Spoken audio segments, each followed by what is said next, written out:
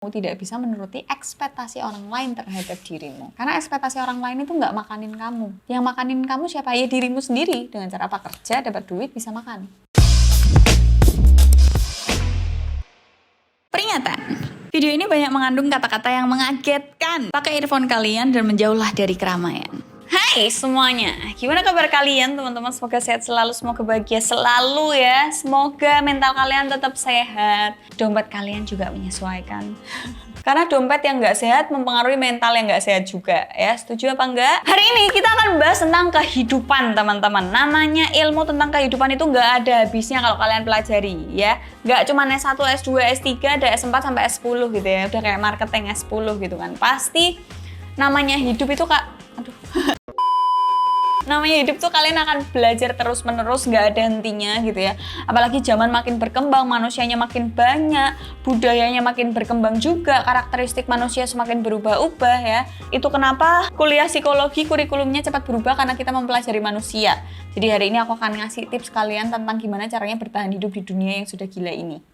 Banyak nih ya, karena aku pecinta drakor, jadi aku sering banget nonton drakor, bahkan sampai tengah malam, sampai pagi buta. Dan banyak dari drakor-drakor yang aku tonton atau film-film, gak harus Korea, film-film yang tak tonton itu selalu menyiratkan kayak ada sisi psikologinya.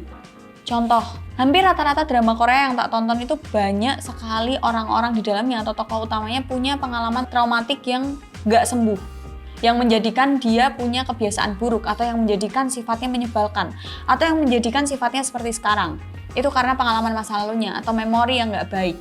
Memori yang seharusnya sebenarnya biasa aja di mata orang, tapi menurut dia itu traumatis gitu di dalam dirinya. Contoh yang lagi ongoing adalah trauma di mana seluruh keluarganya meninggal. Bapak ibunya meninggal ketika kecil, dia tinggal sama kakeknya, terus kakeknya meninggal. Kemudian dia merasa kalau aku ini pembawa kematian.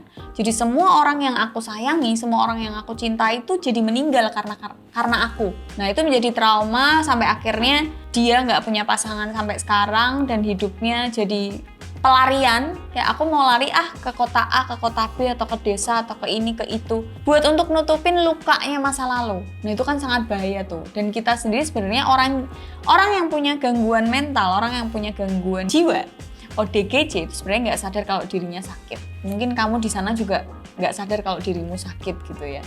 Dengan pengalaman masa lalumu, banyak juga yang cerita yang lewat DM atau lewat email gitu ya. Aku emang membaca beberapa DM dari kalian ya, nggak nyampah tentunya. Dan banyak dari kalian yang merasa kayak, Mbak, aku tuh masih keinget loh, waktu aku SD aku diginiin, waktu aku SMP diginiin, atau Mbak, aku sering dibully, Mbak, aku ini, Mbak, aku itu. Nah, kali ini aku akan ngasih tips kalian. Yang pertama, stop membenci dirimu karena nggak sesuai sama ekspektasi orang lain. Contohnya seperti apa? Kayak orang lain selalu menaruh ekspektasi tinggi ke kita seperti, kalau kamu handphonenya sudah bagus, berarti kamu punya uang banyak, rumahmu sudah bagus, hidupmu sudah nyaman. Ekspektasi orang itu seperti itu. Oh iya, Della sekarang udah terkenal ya, sekarang main YouTube, handphonenya udah bagus, gak kayak dulu pinjem-pinjem orang, handphone dikaretin gitu ya. Orang akan menaruh ekspektasi kayak, oh pasti sudah banyak uangnya, sudah bisa beli ini itu, sudah bisa ini, sudah bisa itu. Orang akan berekspektasi seperti itu. Dan ketika kamu tidak bisa memenuhi ekspektasi orang akan kayak nyingkirin kamu. Halah, terus di YouTube selama ini buat apa? Orang akan langsung mencaci maki kamu, langsung akan menghujat kamu, langsung akan ngomentarin, langsung akan mengkoreksi lah. Terus uangmu selama wes dawa urusannya gitu ya. Jadi jangan takut, jangan terus membenci dirimu kayak, oh iya ya, berarti aku udah kerja selama ini tuh harusnya aku punya ini, punya itu. Wah, berarti ini kesalahan ada di aku. Enggak. Karena jalan hidup seorang itu beda-beda. Karena hidupku dan hidupmu jelas berbeda. Didikan orang tua kita berbeda, orang tua kita juga jelas berbeda, ya kan? Kamu nggak akan tahu dan aku pun nggak nge-share gimana cara struggleku di dunia ini. Aku pun juga nggak akan cerita ke kamu gimana sulitnya aku merintis semua ini gitu ya. Jadi nggak ada hak dan kewajibanku untuk memenuhi apa yang kamu ekspektasikan ke aku. Itu yang pertama. Jadi jangan membenci dirimu karena kamu tidak bisa menuruti ekspektasi orang lain terhadap dirimu. Karena ekspektasi orang lain itu nggak makanin kamu. Yang makanin kamu siapa? Ya dirimu sendiri. Dengan cara apa? Kerja, dapat duit, bisa makan. Terus, stop ngerasa kalau kamu tuh jelek. Nah ini penting ya, apalagi buat cewek-cewek gitu ya. aduh mukaku jerawatan, aduh badanku gendut, aduh perutku lipet-lipet, aduh kulitku nggak mulus, aku nggak putih, rambutku bercabang, rambutku jelek, rambutku keriting, kulitku gelap, dan lain-lain. Stop mikir kalau kamu tuh jelek. Yang pertama, mungkin di dunia ini banyak dari kalian yang ngerasa orang good looking punya privilege tersendiri gitu ya dalam mencapai urusan apapun. Kerjaan lah, pertemanan, percintaan, orang yang good looking mungkin punya privilege itu. Tapi kalian jangan terus merasa kalau aku jelek. Enggak juga. Akan ada orang dimana melihat kamu itu cantik. Ketika kamu kumpul dengan orang-orang yang menganggap kamu jelek, berarti kamu emang nggak cocok sama mereka. Kamu tinggal cari kumpulan baru yang bisa menerima kamu apa adanya gitu loh. Karena orang yang sejenis akan kumpul satu ekosistem. Contohnya seperti apa? Orang yang licik ditempatkan di orang-orang yang nggak terbiasa licik, dia akan tersingkir, akan mental. Tapi ketika orang licik ditempatkan di tempat orang-orang licik seharusnya, ya mereka akan baik-baik saja. Contoh kasusnya di kehidupan nyata adalah suatu gerombolan, semua laki-laki misalnya, atau semua perempuan. Mereka menerapkan pola di mana ketika nggak bareng-bareng mereka ngomongin, dan ketika bareng-bareng mereka biasa-biasa aja kayak nggak ada masalah. Ya ketika kamu yang emang nggak bisa bermuka dua masuk ke lingkungan mereka, kamu nggak bisa menyesuaikan diri. Loh ini kok kayak gini sih, kok aku diomongin sih, kamu akan sakit hati, pikiran, stres, dan lain-lain. Makanya itu mereka yang punya watak sama akan berkumpul bareng. Jadi kamu nggak boleh nyalain juga ketika suatu kumpulan tuh punya habit yang jelek dan kok beda sama kamu, ya udah tinggal kamu nggak usah ngumpulin kumpulan seperti itu, begitu. Jangan pernah merasa jelek karena suatu saat akan ada seseorang di mana menganggap kamu itu manusia paling cantik sedunia atau manusia paling ganteng sedunia. Selanjutnya, jangan top menjadi orang lain hanya karena ingin dipandang wah sama orang-orang. Contohnya adalah kamu adalah tipe anak yang sebenarnya berpakaian santai. Berpakaian santai, polos-polos, tapi ketika kamu melihat temanmu baru dengan pakaian stylish kemudian dipuji teman-temannya, kamu berusaha untuk mengimitasi orang tersebut. Itu yang paling gampang. Kedua, kamu ngelihat, wah dia kalau ngomong, misal dia lagi ngeluarin, dia lagi bersabda gitu misal.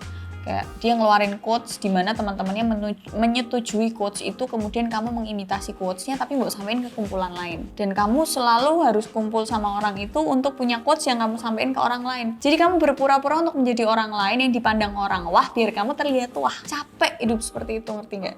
Jadilah dirimu sendiri di mana ya kamu nyaman menikmati hidupmu gitu ya. Disitulah kamu akan menemukan orang-orang atau lingkungan terdekatmu atau inner circle-mu sebenarnya.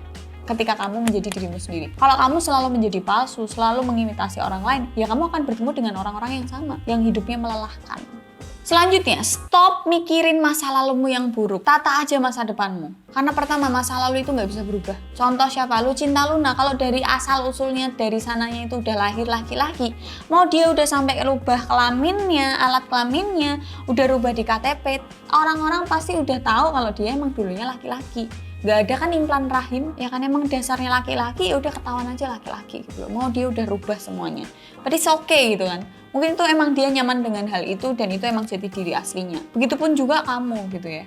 Kalau kamu punya masa lalu yang kelam, terus kamu meratapi masa lalumu terus, ya kamu akan menjadi orang yang stagnan di tempat itu dan jalan di tempat. Gak bisa move on. Gak bisa menata masa depanmu ketika kamu mau melangkah, terus ada orang yang ngingetin, dulu kamu kayak gini-gini, mundur lagi gak jadi. Padahal itu jalanmu. Padahal ketika kamu melakukan itu, kamu sukses. Tapi karena kamu selalu menatap masa lalu, kamu gak bisa maju. Selanjutnya, stop juga menghapus video atau fotomu atau postinganmu di sosial media ketika kamu mendapat like sedikit. Ketika kamu gak FYP di TikTok. Ketika video YouTube-mu nggak trending, ketika likes di Instagram-mu sedikit, ketika retweet di Twitter-mu sedikit, ketika view di aplikasi live-mu sedikit. Karena itu akan menjadi penyakit, kemudian akan menjadi namanya ambang kepuasan, dimana kamu akan nggak puas dengan hal yang kamu dapat sekarang. Gimana caranya aku dapat likes lebih? Oke, aku beli.